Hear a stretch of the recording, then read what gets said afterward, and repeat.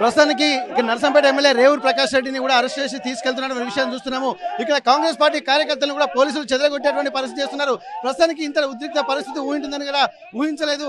తను కూడా BRS Congress party చేస్తున్నటువంటి అనుచిత వ్యాఖ్యలు కొంత బీఆర్ఎస్ బీజేపీ అనుచిత వ్యాఖ్యలు చేసిందంటే ఒక ఆందోళన చెందుతున్నటువంటి పరిస్థితి ప్రస్తుతానికైతే ఇక్కడ జరుగుతున్నటువంటి సిచ్యువేషన్ చూసాము. ఇక్కడ ఉన్నటువంటి రేవూరు ప్రకాష్ రెడ్డి పరకాల ఎమ్మెల్యేను అరెస్ట్ చేసి తీసుకెళ్తున్నారు. ఆ రేవూరు ప్రకాష్ రెడ్డి యొక్క అనుచరులు కూడా ఉన్నారు. ఒకసారి వాళ్ళతో మాట్లాడేటువంటి ప్రయత్నం చేద్దాం. అసలు ఏం జరుగుతుంది, ఒక్కొక్కరిని కూడా అరెస్ట్ చేస్తున్న నేపథ్యంలో మరికొంతమంది బసవరాజ్ సారేని కూడా ప్రస్తుతానికి తీసుకెళ్తున్నటువంటి పరిస్థితి. ప్రస్తుతానికి బసవరాజ్ సారే కూడా ప్రస్తుతానికి మనతో ఉన్నారు. ఒకసారి ఏం జరుగుతుంది, ఏం జరిగింది సార్? ఇది సోనియా గాంధీ రాహుల్ గాంధీ పైన అక్రమ కేసు పెట్టిళ్ళు. అక్రమ కేసులు న్యాయస్థానంలో నిజ నిరూపించిన తర్వాత సోనియా గాంధీ గారు రాహుల్ గాంధీ ఎలాంటి సంబంధం లేదు.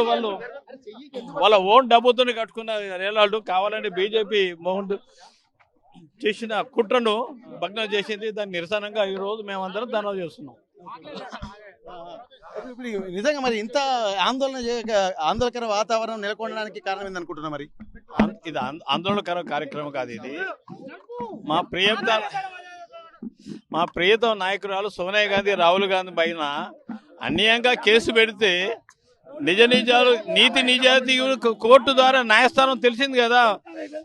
దేశ ప్రధానిగా ఉండి కూడా అన్యాయంగా కేసులు పెడితే ఈ కేసులు నిలవే తెలిసింది కూడా పెట్టడం జరిగింది.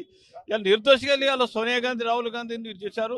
వారికి మద్దతుగా దేశవ్యాప్తంగా ప్రపంచవ్యాప్తంగా వారికి సానుకూలంగా మేమంతా ధర్నా చేస్తున్నాం శాంతియుతంగా. మేము వేరే కాదు కదా.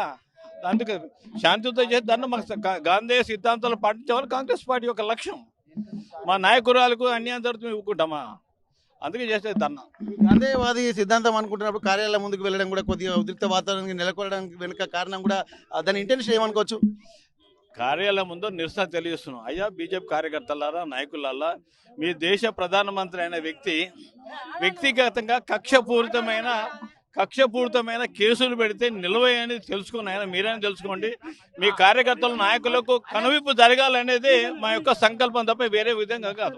నేషనల్ హెరాల్డ్ పత్రికలో పెట్టుబడుల అంశంపై అక్రమంగా రాహుల్ గాంధీ, సోనియా గాంధీల పేర్లను కేంద్ర ప్రభుత్వం చేర్చడాన్ని నిరసిస్తూ ఈ రోజు వరంగల్లో కూడా ఇక్కడ నిరసన కార్యక్రమాలు కాంగ్రెస్ పార్టీ చేపట్టింది.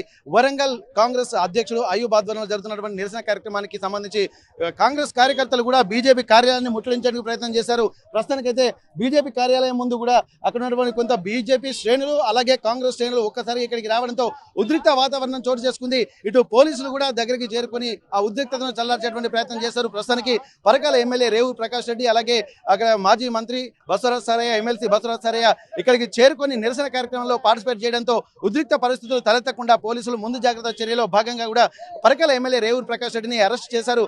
ఆ తర్వాత ఇక్కడ బసవరాజ్ సారయ్యను కూడా తన కాంగ్రెస్ కార్యకర్తలతో పాటు ఇక్కడి నుంచి పంపించి వేసేటువంటి ప్రయత్నం చేస్తున్నారు. కానీ బసవరాజ్ సారయ్య మాట్లాడుతూ మాత్రం తనకు సంబంధించినటువంటి విషయాలు ఇక్కడ అక్రమంగా తమ నేతలను మాత్రం ఇక్కడ నేషనల్ హెరాల్డ్ పత్రిక అంశంలో చేర్చడానికి కూడా తీవ్రంగా నిరసిస్తున్నామని చెప్పి అంటున్నారు. దీనికి సంబంధించి ఎట్టి పరిస్థితుల్లో అక్కడ దేశవ్యాప్త ఉద్యమాలకైనా శ్రీకారం గాంధేయ వాదంలో మనం చేస్తామని చెప్పి చెప్తున్నటువంటి నేపథ్యం.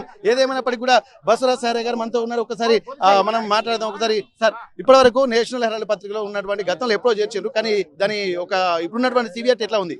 భారతీయ జనతా పార్టీలో ఉన్న దేశ ప్రధానమంత్రి భారతీయ అధినాయకత్వం కావాలని సోనియా గాంధీ పైన, రాహుల్ గాంధీ గారి పైన బరాంచి కేసు పెట్టడం జరిగింది. ఆ కేసు మరి ప్రజాస్వామ్య పద్ధతిగా మా కోర్టు మీద న్యాయస్థానం నమ్మకం, విశ్వాసం ఉంది. ఆ విశ్వాసాన్ని, నమ్మకాన్ని బొమ్మ చేయకుండా తీర్పిచ్చింది. ఆ తీర్పుని మన్నించి ఈ రోజు వాళ్ళు నిర్దోషం చేసినారు.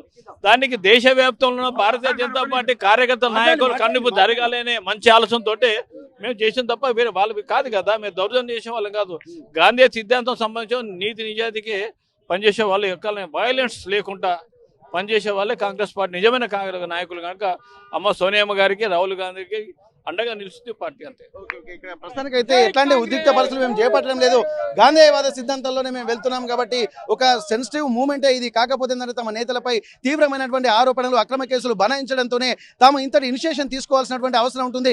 ఇట్లాంటి పరిస్థితులు ఎవరు చేసినా మళ్ళీ ఇట్లాంటి ఉద్రిక్తతలు తలెత్తక తప్పదు అని చెప్పి ఒక కాంగ్రెస్ పార్టీ నాయకులు కూడా హెచ్చరిస్తున్నటువంటి పరిస్థితి. ప్రస్తుతానికి బీజేపీ పార్టీ కార్యాలయం దగ్గర కూడా కొంత ఉద్రిక్త వాతావరణం ఉన్న నేపథ్యంలో ఉన్నటువంటి నేతల్ని కూడా, కాంగ్రెస్ నేతల్ని అలాగే సంబంధిత కాంగ్రెస్ సీనియర్ లీడర్లను కూడా కూడా అరెస్ట్ చేసి తీసుకెళ్లేటువంటి పరిస్థితులు కనిపిస్తున్నాయి. ప్రస్తుతానికైతే ఇక్కడ ఉన్నటువంటి ఇప్పటికే ఆ పరకాల ఎమ్మెల్యే రేవు ప్రకాష్ రెడ్డిని అరెస్ట్ చేసి పోలీసులు తీసుకెళ్లారు. ఆ క్రమంలోనే బసవరాజాయని కూడా ఇక్కడి నుంచి పంపించేసేటువంటి ప్రయత్నం చేస్తున్నారు.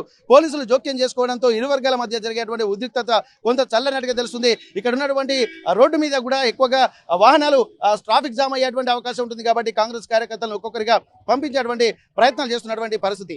వరంగల్ బీజేపీ కార్యాలయం నుండి కెమెరా పర్సన్ వంశీతో వెంకటరత్నం, RTV వరంగల్. చరిత్ర సృష్టించినోడు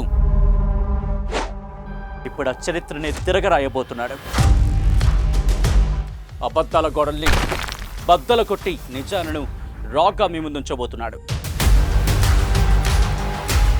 నిజమైన వార్తల కోసం వెంటనే డౌన్లోడ్ చేసుకోండి రా యాప్ని.